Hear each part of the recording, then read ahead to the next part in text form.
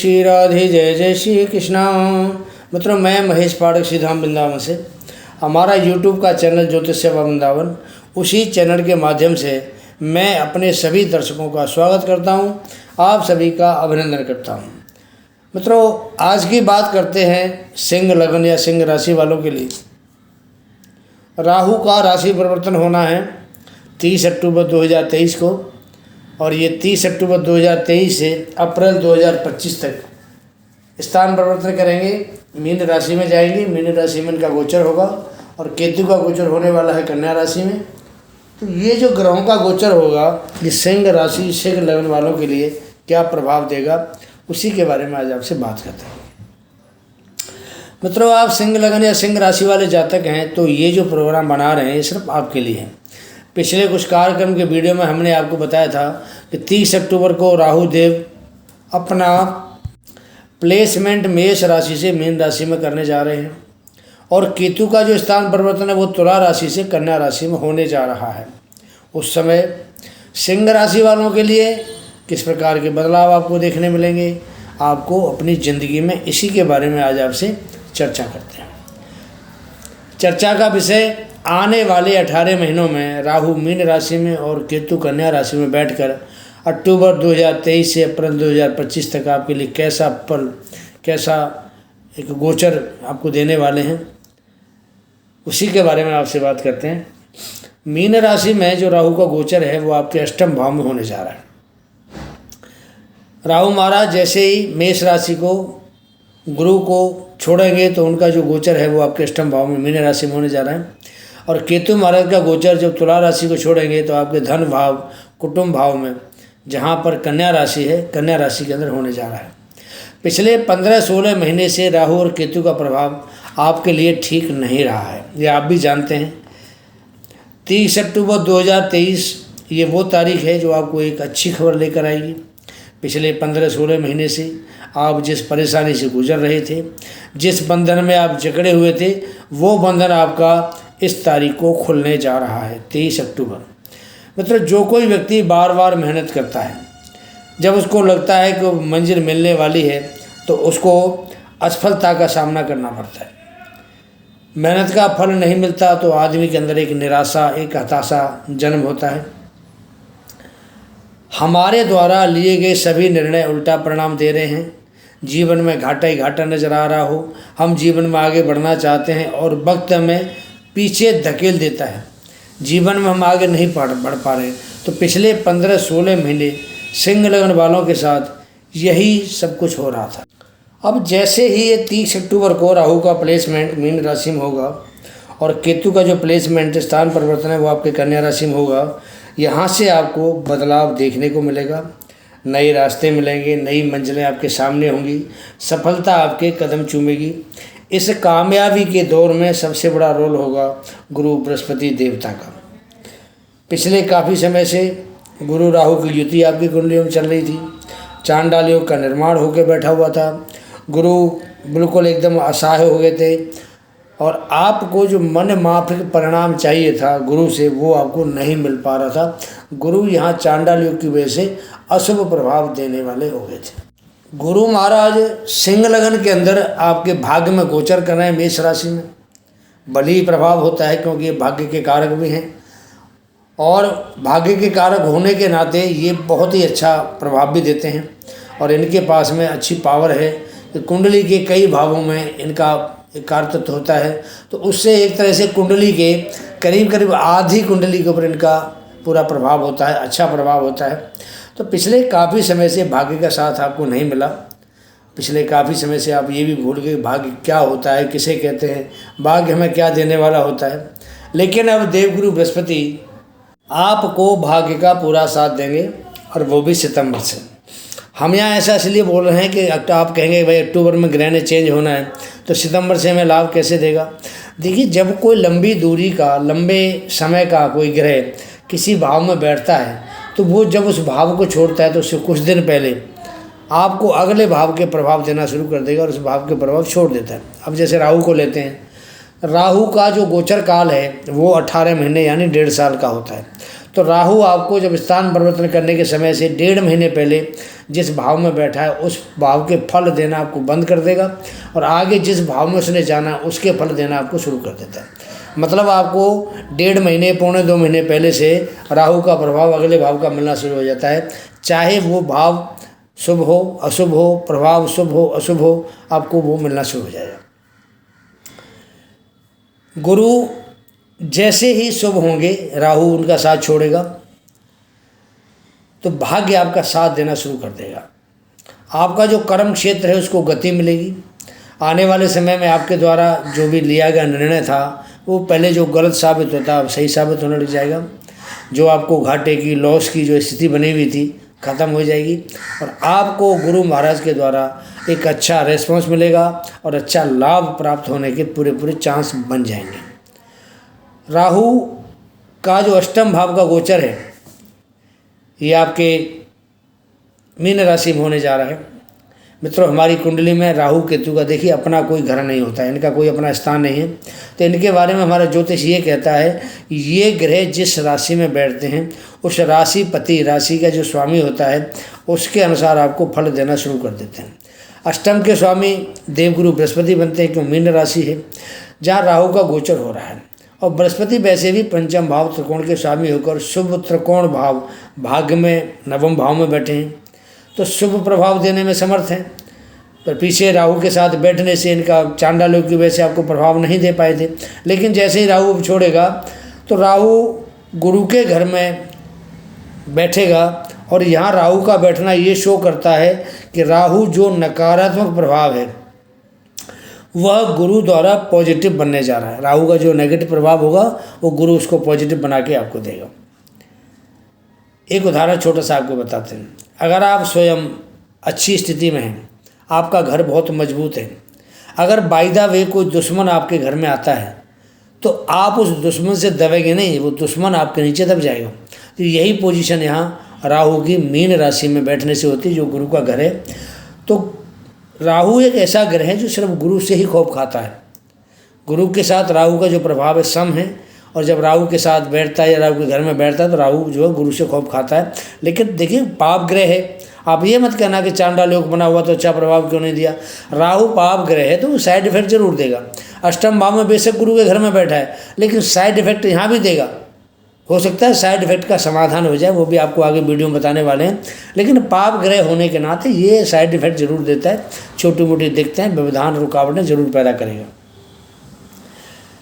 राहु आपको गुरु जैसे ही फल देगा, कब देगा? जब मीन राशि में बैठा हुआ है। और गुरु आपको सपोर्ट करेगा, गुरु को राहु सपोर्ट करेगा और गुरु आपको सपोर्ट करेगा सिंह लगन, सिंह राशि वालों के लिए। अष्टम भाव का राहु आपको अच्छे और बुरे दोनों तरह के परिणाम देने के लिए मशहूर होता है। देखिए यहाँ जो अष्टम भाव है ये क्या देता है। अष्टम भाव से आपको गुप्त धन मिल सकता है, इंश्योरेंस का, बीमा का कोई पैसा हो आपको राहु दिला सकता है, कोई वसीयत हो आपको मिलने वाली हो वो भी आपको दिला सकता है। राहु यहाँ बैठ करके, राहु खुद भी एक बहुत बुद्धिमान और ज्ञानी ग्रह है, तो आपको आध्यात्मिक ज्ञान भी देता है, गहरी सोच देता है। आप किसी भी मुद्दे को, किसी भी बात को गहराई तक सोच सकते हैं। राहु पाप ग्रह होने से छोटी मोटी समस्याएं भी आपको देगा, आपके कार्य में रुकावट भी डालेगा। ससुराल का भाव हो सकता है ससुराल से आपके रिश्ते खराब करवा दे, दोनों बातें हैं, ससुराल से आपके रिश्ते भी खराब करा सकता है। लेकिन गुरु द्वारा आपको भाग्य का साथ मिलने से आप इन छोटी छोटी परेशानियों से जीत जाएंगे। कई बार भाग्य हमें, देखिए कहते हैं ना कि कई बार हमें कोई फंस गए, हम कहीं हमें दिक्कत आ गई और वहाँ हमें कोई सहारा नहीं दिख रहा, तो अकायक, इसको बोलते हैं ना अचानक, यकायक कोई ऐसी दैवीय शक्ति हमारी हेल्प करती है कि हम उस परेशानी से बाहर आ जाते हैं। तो हमारे मुँह से यही निकलता है, हे भगवान तेरा लाख लाख शुक्र है कि तूने हमें बचा दिया। तो ये दैवी शक्ति क्या है? ये दैवी शक्ति आपका भाग्य होता है, और भाग्य में बैठा ग्रह होता है, तो वही आपको दैवी शक्ति होती है और उसी से आपको सहायता मिलती है। राहु की जो दृष्टि है 5वीं, वो आपके खर्चे के भाव पर है। अब खर्चा तो राहु कराएगा क्योंकि राहु पाप ग्रह है, खर्चा तो कराएगा। लेकिन गुरु की राशि में बैठा है तो खर्चा भी शुभ कार्यों पर कराएगा, धर्म के नाम पर कराएगा, समाज के कल्याण के लिए कराएगा, पूजा पाठ के लिए कराएगा, आपसे कुछ दान कराएगा उसके लिए खर्चा कराएगा, या कराएगा आपके अपने भौतिक सुखों के लिए, क्योंकि इसकी दृष्टि चौथे भाव पर भी जा रही है। तो भौतिक सुखों के लिए भी राहु आपसे यहाँ खर्चा करा सकता है, लेकिन खर्चा कराएगा जरूर। देखिए मैं आपको एक चीज़ बता दूं, आप वीडियो पूरा देखें तभी आपकी समझ में आएगा, क्योंकि आगे भी बहुत सारी बातें आपको और भी बताने वाले हैं। पूरा वीडियो देखें। बात करते हैं कि कुछ उपाय भी आपको हम आखिर में बताएंगे वीडियो के में, तब तक आपको वीडियो देखना पड़ेगा, और वीडियो देखेंगे तो आपका इसमें लाभ है। राहु की जो 7वीं दृष्टि है आपके 2nd भाव पर जा रही है। यहाँ पर कन्या राशि में केतु का गोचर होने जा रहा है। कन्या राशि केतु की मित्र राशि है, बुध का अच्छा मित्र है केतु। तो बुध की ये मूल त्रिकोण राशि है जहाँ पर बुध का प्रभाव बहुत ही अच्छा रहता है। सिंह लगन में बुध भी सूर्य का मित्र होता है, तो मित्र के नाते बुध को वो कारकत्व प्राप्त है जो 2nd भाव का है, धन भाव का है, धन के स्वामी का प्राप्त है। तो धन के भाव में अगर केतु जैसा ग्रह बैठता है मित्र के घर में, तो यहाँ आपको पैसों की दिक्कत बिल्कुल भी नहीं होगी। राहु रुकावट डालेगा, क्योंकि राहु अष्टम भाव में बैठा हुआ, उसकी दृष्टि आपके 2nd भाव हाउस पे आती है, लेकिन वो आपको केतु यहाँ बैठ करके उसके जो नकारात्मक प्रभाव राहु के हैं उस नेगेटिविटी को ख़त्म करके आपको एक बैलेंस बना के रखेगा, पैसे का बैलेंस बनाएगा और आपको भी बैलेंस बना के रखेगा, क्यों केतु भी मित्र राशि में होने से लाभदायक ग्रह बन गया है।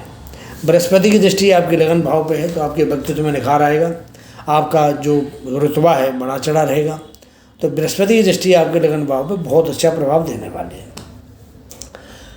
केतु की जो दृष्टि है 6ठी घर पे पड़ रही है, 5वीं दृष्टि, तो ये भाव भी देखिए धन भाव कहलाता है। जैसे लगन से दूसरा भाव धन भाव है, ऐसे ही पंचम से दूसरा भाव धन भाव है, ऐसे ही भाग्य से दूसरा भाव धन भाव है। तो ये दूसरा भाव, 6ठा भाव, 10वां भाव, 3 भाव हमारी कुंडलियों में धन के भाव होते हैं। और ये जो भाव है ये सर्विस का भाव होता है, 6वां भाव। सर्विस माने आप नौकरी की सर्विस मान लीजिए, किसी की सेवा की सर्विस मान लीजिए, सर्विस का भाव होता है। तो यहाँ पर जो जातक के लिए केतु जो अच्छा परिणाम देगा, तो नौकरी में उसको प्रमोशन के चांसेस मिलेंगे, क्योंकि सर्विस का भाव है, वेतन वृद्धि हो जाएगी, इसको मान सम्मान मिलेगा, पद बढ़ जाएगा, और ये सभी आप केतु के द्वारा आपको प्राप्त होने वाला है। ये कंपटीशन का भी भाव है, अगर कोई आपका कंपटीटर है तो केतु की कृपा से आपको डिफीट दे सकते हैं उसको आप। ये जो भाव है रोग का, रिपु का, ऋण का भी भाव होता है। तो यहाँ पर जब केतु जैसे ग्रह दृष्टि डालेगा तो कर्जे से आपको मुक्त कराएगा, रोग नाशक, शत्रु नाशक होता है केतु। तो ये यहाँ पर बहुत ही शुभ और आपको अच्छा परिणाम देगा। केतु की 9वीं दृष्टि आपके कर्म भाव पर है। अब कर्म भाव पर दृष्टि होने से आपके जो कार्य हैं, आपका जो व्यवसाय है, आपका जो प्रोफेशन है, आपका जो कर्म है, वो बहुत अच्छी प्रगति करेगा। देखिए कर्म आप कोई भी कर सकते हैं, 10वें भाव से हम कर्म देखते हैं। व्यापार करना है तो 7वें भाव से देखते हैं, नौकरी कर रहे हैं 6ठे भाव से देखते हैं। तो अगर आप व्यापार करते हैं तो व्यापार भी आपका बहुत बड़ा चढ़ा रहेगा, अब कर्म है आपका। अगर आप नौकरी करते हैं तो वो भी आपका कर्म है, वो भी आपकी अच्छी रहेगी आपके लिए, क्योंकि भाग्य जब आपके साथ होता है तो आप हर फील्ड में नाम कमाते हैं और आप धन भी कमाते हैं, और आपको नाम भी मिलता है, आपको यश भी मिलता है, क्योंकि 10वां भाव मान सम्मान यश का है। तो आने वाले जो 18 महीने आपके लिए बेहतर से भी बेहतर हो सकते हैं, ऐसा हमारा अनुमान है। और ग्रहों की जो गणना हम कर रहे हैं ये आपको यही संकेत दे रही है। सिंह लगन वाले जो जातक हैं ये स्वाभिमानी होते हैं, न्यायप्रिय होते हैं, खुददार होते हैं, अपना मुकद्दर खुद बनाने वाले होते हैं, किसी से ना दबने वाले होते हैं, मुखिया होते हैं, और रौबदार दबदबे वाले होते हैं। पिछले कुछ समय से अनुकूल ना होने की वजह से जीवन में कुछ कठिनाइयाँ इनको बढ़ गई थी, पराजय का इनको कई बार मुख भी देखना पड़ा था। पर अब यह ग्रह गोचर आपके बिल्कुल अनुकूल बनने जा रहा है, जो आपको आगामी 18 महीने धन धान से परिपूर्ण करेगा, समस्याओं से निजात दिलाएगा, आपका मान सम्मान बढ़ाएगा, आपकी यश कीर्ति को फैलाएगा। ये ग्रहों की गणना आपको आगामी 18 महीनों के लिए हमने बताई है। अब आपको कुछ उपाय बताते हैं। पहले बताते हैं राहु का उपाय। देखिए राहु के उपाय के लिए सबसे बढ़िया उपाय है कि राहु का आप बीज मंत्र का जाप करें, क्योंकि जाप करने से ग्रह अशुभ होगा तो आपको शुभ प्रभाव देने लगेगा, ग्रह की पावर कम होगी तो वो बढ़ जाएगी। तो इसलिए मंत्र बहुत जरूरी होता है।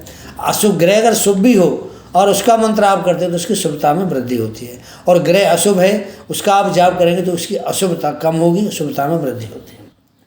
राहु का मंत्र है ओम रांग राहोवे नमः, ये पहला मंत्र है। दूसरा मंत्र है ओम ब्राह्म ब्रीम ब्रह्म सह राहोवे नमः, ये 2 मंत्र हैं राहु के।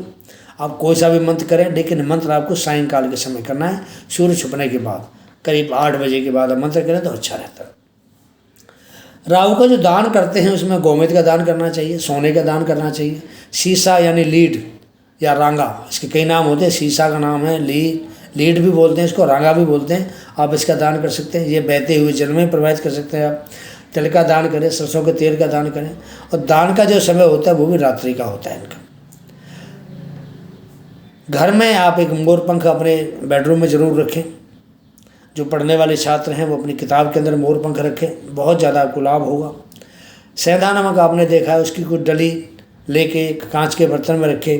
अगर आप अपने बेडरूम में या अपने बाथरूम में, शौचालय में, जहाँ भी रखते हैं तो घर की जो नकारात्मक चीज़ होती है उनको सोख लेता है और उसको 1 हफ्ते के बाद फिर आपको फ्लश कर देना चाहिए और उसकी जगह आपको नया नमक, सेंधा नमक डेली वाला रख देना चाहिए। घर में हमें साफ़ सफाइयों को बहुत ज़्यादा ध्यान करना चाहिए। घर में कहीं पर भी कूड़ा करकट इकट्ठा नहीं होना चाहिए। जैसे हमारी कहीं अलमारी है, साफ़ करो, पंखे हैं उनको साफ़ करो, रसोई है, बेड के नीचे खाली जगह पड़ी होती है, कई बार वहाँ झाड़ू नहीं रहती, वो भी आपको साफ़ करनी पड़ेगी। तो जितना ज़्यादा आप साफ़ सफाई करेंगे वो आपको उतना ही राहु लाभदायक फल देगा। और एक बात और कि आप सेंधा नमक पानी में डाल करके अगर आप रोज़ाना कर सकते हैं, पोछा लगा सकते हैं तो बहुत अच्छी बात है। अगर रोज़ाना नहीं कर सकते हैं तो हफ्ते में 1 बार तो आपको पोछा उस नमक के पानी से जरूर लगाना चाहिए। चींटी आपने देखी है मित्रों, मछली आपने देखी है, ये ऐसे जीव हैं, चींटी है, मछली है, चिड़िया है, कि इनको आप अगर भोजन देते हैं, चींटियों के लिए आपको पता है शक्कर मिला के आटा डालते हैं। मछलियों के लिए आपको पता है कि जो अपना चावल होता है, चावल के आटे का हम गोलियां बना के इसमें दूध के अंदर और थोड़ा मिष्ठान डाल के मछलियों को खिलाते हैं। और जो चिड़िया होती है इनका आपको पता ही है, 7 तरह का अनाज इनको डालते हैं खाने के लिए। तो ये सब करेंगे तो आपको राहु आपका अगर खराब भी प्रभाव दे रहा होगा, शुभ प्रभाव देने वाला बन जाता है। कि इनको दान करने का मतलब ये होता है कि अगर आपने एक चींटी, एक चिड़िया, एक मछली को खिला दिया तो आपने एक आत्मा को तृप्त कर दिया। तो ये एक आत्मा को तृप्त करने वाली बात होती है भोजन देने से। और एक जो सबसे बढ़िया उपाय है कि एक आप गोला लें, उस गोले के अंदर उसको काट के उसका मुंह, उसके अंदर आप आटा, चीनी मिला के, घी डाल के और उसके अंदर भर दें और उसको किसी वृक्ष के नीचे ज़मीन में उसको गाड़ दें और थोड़ा सा ऊपर से जरा सा उसका मुंह ऐसा दिखाई दे कि यहाँ से कोई चींटी वगैरह वो अंदर जा सकती है, उतने इसको ऊपर थोड़ा खुला रखें। तो उसके बाद में ये एक तरह से यज्ञ होता है। तो ये कम से कम अगर आपने 1 गोला ज़मीन में अगर गाड़ दिया ऐसे, उसमें आटा और वो घी और शक्कर डाल के, तो ये कम से कम 6 महीने के लिए आपका एक अश्वमेध यज्ञ के बराबर ये काम करता है। अगर आपने ऐसा गोला कर दिया तो अब 6 महीने के लिए मान लिए कोई भी ग्रह, राहु हो चाहे केतु हो, शनि हो, आपको किसी प्रकार की अशुभता बिल्कुल भी नहीं देगा। बात करते हैं केतु महाराज की। केतु के लिए आपको केतु का मंत्र का जाप कर सकते हैं। केतु का मंत्र है ओम केम केतवे नमः। दूसरा मंत्र है ओम स्त्रांग ओम स्त्रींग ओम स्त्रींग केतवे नमः। ओम स्त्रांग श्रींग स्रौं सह केतवे नमः, ये मंत्र होता है। ओम स्त्रांग श्रींग स्त्रौं केतवे नमः, ये मंत्र है, आप उसका जाप कर सकते हैं। दान के लिए आप लहसुनिया है, लोहा है, तिल है, सप्तधान है, कोई धुएं के रंग का कपड़ा है, नारियल होता है, इसका आप दान कर सकते हैं। इसका दान आपको रात्रि में करना चाहिए। दान करने से केतु का प्रभाव अगर अशुभ है आपकी कुंडली में, वो शुभ प्रभाव आपको देना शुरू कर देंगे। और जो गली के आवारा कुत्ते होते हैं, इनको आपने थोड़ा सा भोजन ज़रूर देना है। भोजन के रूप में आप उनको बिस्कुट दे सकते हैं, टोस्ट दे सकते हैं, खाना खिला सकते हैं, दूध पिला सकते हैं। तो इनको आपने ज़रूर देना है। ये आप देंगे तो आपके लिए बहुत ही लाभदायक केतु का प्रभाव रहने वाला है। तो केतु आपके धन भाव में आ रहा है और धन भाव में धन की स्थिति को ये स्ट्रॉन्ग करेगा, मजबूत करेगा। सूर्य के लिए आप माणिक रत्न धारण कर सकते हैं, क्योंकि सूर्य सिंह राशि का स्वामी है और सूर्य के लिए माणिक या रूबी पहनी जाती है। तो आप रूबी या माणिक पहन सकते हैं, आपको लिए बहुत अच्छा परिणाम देगा। स्वास्थ्य आपका अच्छा रहेगा, रौब दबदबा आपका पूरा बना रहेगा। गुरु के लिए आप पुखराज पहन सकते हैं, बहुत अच्छा रत्न है। अगर पुखराज और माणिक का एक आप कॉम्बिनेशन बनाते हैं तो ये आपके लिए ज़िंदगी में एक बहुत अच्छे मुकाम तक पहुंचाने वाला होता है। तो पुखराज आदमी को मान सम्मान धन पुत्र लाभ कार्य हर चीज़ में लाभ करता है। और जो रूबी है वो आपका जो दबदबा है, आपका जो रौब है, आपका जो व्यक्तित्व है उसको समाज के सामने निखार के लाता है और समाज से आपको यश मान सम्मान दिलाता है, जिससे कि आपकी कीर्ति चारों ओर गूंजती रहती है। तो मित्रों ये आपको हमने आज राहु के बारे में बताया कि राहु जब सिंह राशि वालों के लिए राहु जब गोचर करेगा तो उनका प्रभाव कैसा रहेगा। वीडियो आपको हमारा कैसा लगता है इसके बारे में आप अपनी राय दें। अगला वीडियो लेके आपके सामने शीघ्र हाजिर होंगे, तब तक के लिए आज्ञा दीजिए। जय जय श्री राधे, जय जय श्री कृष्णा, श्री कृष्णा, श्री कृष्णा।